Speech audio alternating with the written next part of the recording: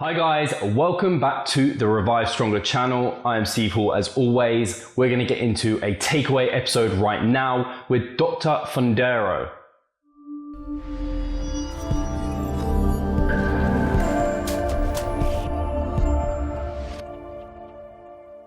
In general, a higher fiber, 25 to 45 grams or so, higher carbohydrate, lower fat diet has been shown to provide better gut microbiome in general, less gut permeability, more healthful gut bacteria for most individuals. That's a higher fiber, 25 to 45 grams, thereabouts, more carbohydrates and lower fat diet.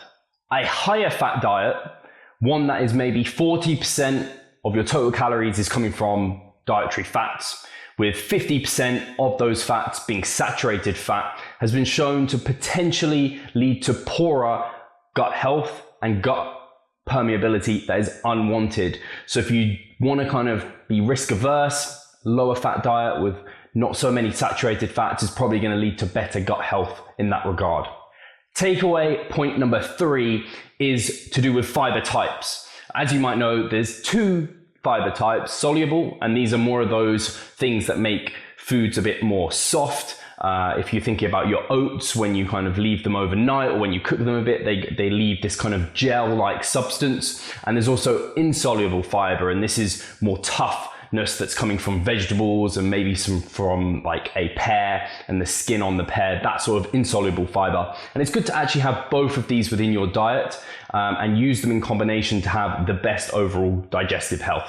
Takeaway point number 4 from the podcast is if you feel like your stomach is maybe a bit upset, maybe you're not feeling like you're having the best digestion, something's a bit off, there's a few things that you might want to do. One of those is to reduce your fiber intake if it's particularly high. I think above 20% of your total carbohydrates might push you above a bit. So if you're on 400 grams of carbs, which is a nice carbohydrate intake, maybe not having more than 80 grams. And if you're at that mark, it might be quite a lot and you might want to reduce that down.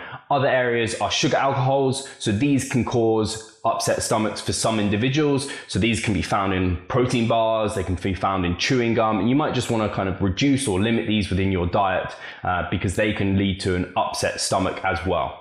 The final takeaway from today's podcast is that in general, exercise is really good for gut health.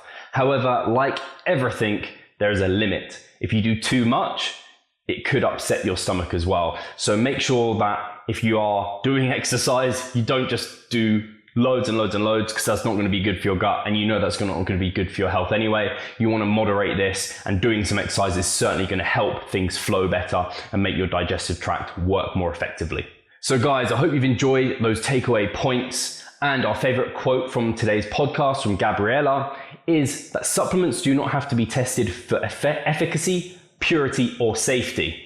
So bear that in mind when you're taking supplements, that they really might not be all they're cracked up to be. So cheers guys, hope you've enjoyed these takeaways. Please, as always, drop us a comment, drop us a like, subscribe if you haven't already, share this with your friends, tag us, show us that you've tagged us on Instagram, tag us at Revive Stronger, and we'll make sure to share that around. The more we can grow the channel, the better things will be. So cheers guys, and Revive Stronger.